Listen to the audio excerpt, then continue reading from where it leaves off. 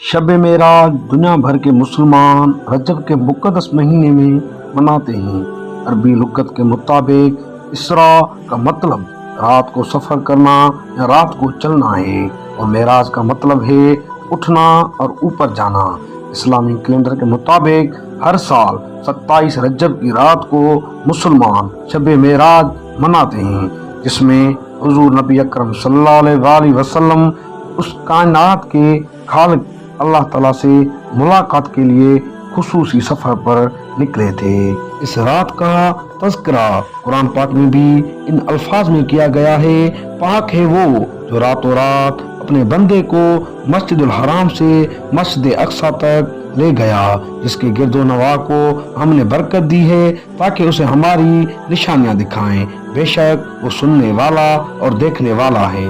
یقین سفر اس سے وقت میں ہوا جب رسول صلی اللہ علیہ وآلہ وسلم کو شدید مشکلات اور تکلیفوں کا سامنا تھا اس کی زندگی میں، کیونکہ اس کا قبیلہ کھڑا تھا اس کے خلاف اور اسے اور اس کے ساتھی کو ذلیل کیا۔ اس کے علاوہ رسول صلی اللہ علیہ وآلہ وسلم نے اپنی پیاری بیوی خدیجہ رضی اللہ تعالی عنہا اور اپنے محافظ چچا ابو طالب کو کھو دیا۔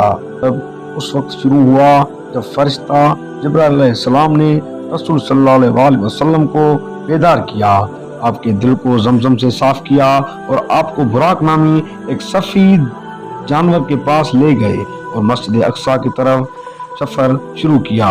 جب وہاں پہنچے تو بیت المقدس میں اللہ کے رسولوں سے ملے اور جبرائیل علیہ السلام نے رسول صلی اللہ علیہ وآلہ وسلم کو 2 رکعتیں نماز پڑھانے کو کہا۔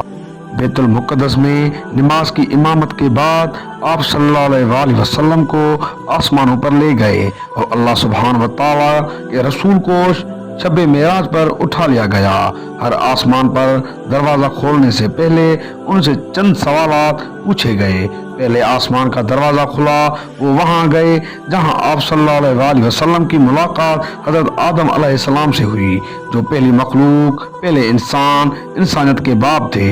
حضرت آدم علیہ السلام نے محمد صلی اللہ علیہ وآلہ وسلم سے ملاقات کی اور انہیں باپ کی طرح اور اللہ کے رسول کی طرح خوش آمدید کہا۔ حضور صلی اللہ علیہ وآلہ وسلم کو دوسرے آسمان پر لے گئے۔ دوسرے آسمان پر آپ کی ملاقات اللہ کے 2 رسولوں حضرت عیسیٰ علیہ السلام اور حضرت یحییٰ علیہ السلام سے ہوئی۔ حضرت عیسیٰ علیہ السلام اور حضرت یحییٰ علیہ السلام کے استقبال کے بعد تیسرے آسمان کی طرف بڑھے تو ان کی ملاقات حضرت یوسف علیہ السلام سے ہوئی، جو اللہ کے رسولوں میں سب سے خوبصورت رسول تھے۔ حضرت یوسف علیہ السلام نے ان کا استقبال کیا۔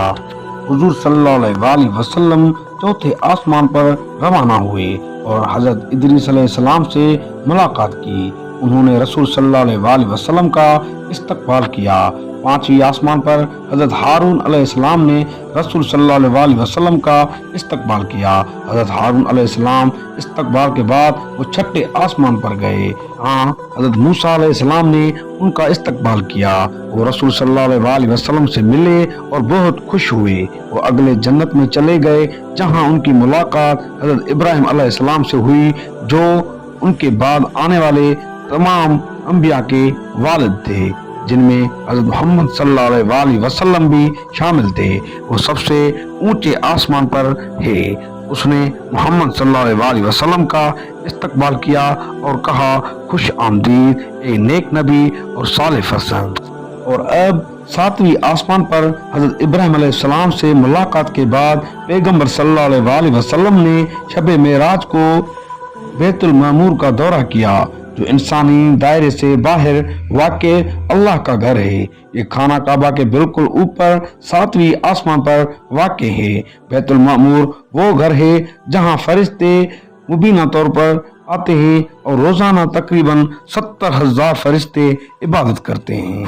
جب وہ آخرکار آسمانوں کے بلند ترین درجے پر پہنچ گئے تو انہیں سدرۃ المنتہا پر اکیلے اللہ کی بارگاہ میں لایا گیا۔ اسے سدرۃ المنتہا کہا جاتا ہے کیونکہ اس مقام پر فرشتے کا علم رک جاتا ہے اور اس سے آگے کوئی نہیں گیا سوائے نبی اکرم صلی اللہ علیہ وآلہ وسلم کے۔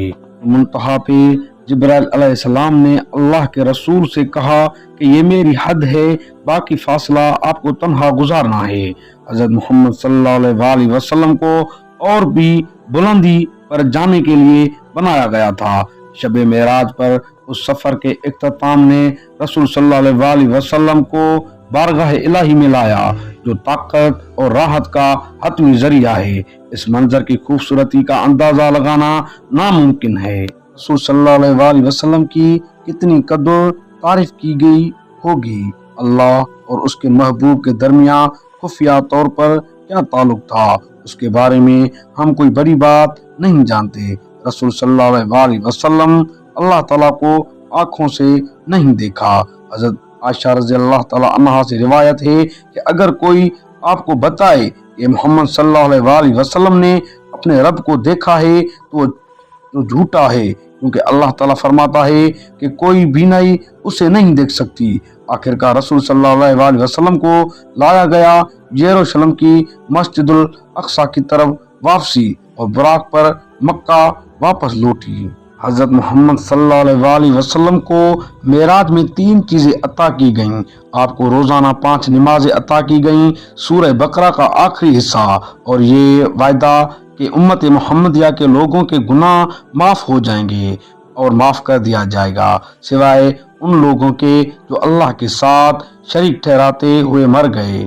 معراج کے مبارک سفر سے واپسی کے بعد حضور صلی اللہ علیہ وسلم نے معراج کا سارا واقعہ صحابہ کرام کو سنایا۔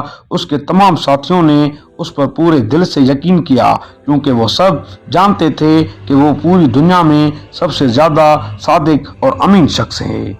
حضور نبی اکرم صلی اللہ علیہ وسلم کے آسمانوں پر شاندار سفر کا مقصد اسلام کے دائرہ کار میں پیغمبر صلی اللہ علیہ وسلم کے اعلیٰ مقام کو ظاہر کرنا تھا۔ اس نے اللہ اور اس کی مخلوق کے مطابق اس منفرد مقام کی تائید کی۔ ہمیں اس رات کو شب معراج کے اسباق پر غور و فکر کرتے ہوئے اور زیادہ سے زیادہ عبادت اور نیک اعمال کرنے کی ضرورت ہے۔ خیراتی ہونا، ضرورت مندوں کی مدد کرنا ایک اچھے مسلمان ہونے کی بنیادی قدر ہے، جس کی وجہ سے ہمیں بحیثیت مسلمان دوسروں کی مدد کے لیے وہ کچھ دینا چاہیے جو ہم کر سکتے ہیں۔ خدا حافظ۔